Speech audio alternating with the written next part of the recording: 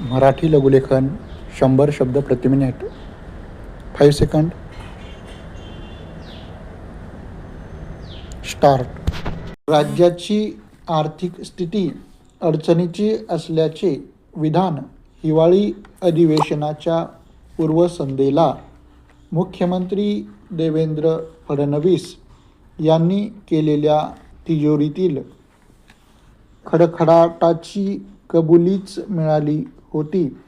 अशा वेळी आर्थिक अडचणीतून बाहेर काढण्यासाठी उपाय योजण्याची आवश्यकता असताना लगेच दुसऱ्या दिवशी विधिमंडळात 75,000 कोटींच्या पुरवणी मागण्या सादर करण्यात आल्या.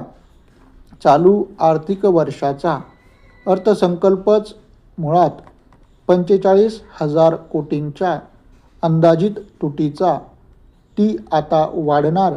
विधिमंडळाच्या पावसाळी अधिवेशनात 57,000 कोटी रुपये तर हिवाळी अधिवेशनात 75,000 कोटी रुपये. म्हणजेच आर्थिक वर्षाच्या 9 महिन्यातच 1,32,000 कोटींच्या एकूण पुरवणी मागण्या मांडण्यात येतात. मंजूरही होतात. हे सारे वित्तीय नियोजन बिघडल्याचे लक्षण. परिच्छेद.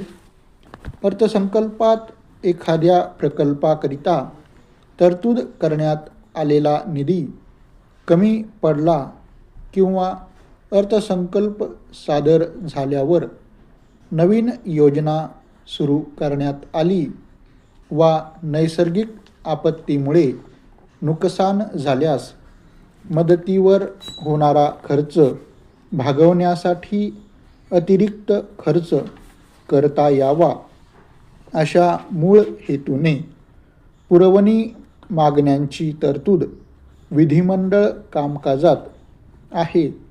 पुरवणी मागण्यांमधून भागविलेला खर्च फारच वा तातडीने आवश्यक असावा आणि हा वाढीव खर्च भागविण्यासाठी पुढच्या काळात रोखे कर्जरूपाने पैसा उभारावा किंवा अन्य खात्यांचा निधी वळवावा अशी यामागील अपेक्षा.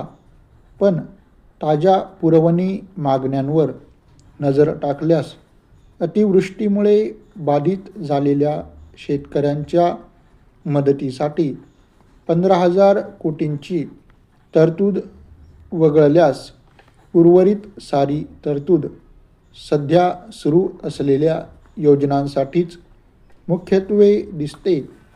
महायुतीत सरकारच्या मुख्यमंत्री माझी लाडकी बहीण योजनेसाठी यंदाच्या अर्थसंकल्पात 36,000 कोटींची तरतूद असूनसुद्धा पुरवणी मागण्यांमधून 6,103 कोटींची अतिरिक्त मागणी झालेली आहे. याच लाडक्या योजनेपायी दरमहा सामाजिक न्याय विभागातून 400 कोटी रुपये वर्ग केले जातात. ते वेगळेच. याचाच अर्थ वर्षाला 45,000 कोटींपेक्षा अधिकचा निधी हा लाडकी बहीण योजनेवर सरकारला खर्च करावा लागणार आहे.